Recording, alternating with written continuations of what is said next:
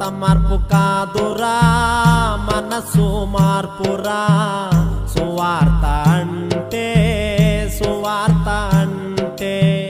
సిద్ధాంతం కాదురా సర్వలోక రక్షరా సువార్త అంటే దేవుని శక్తిరా వట్టి మాటలు కాదు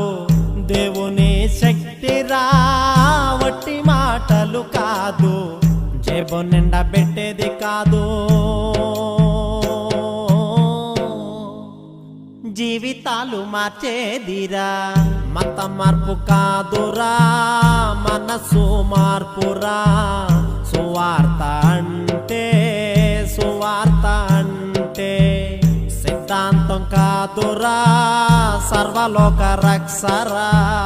సువార్త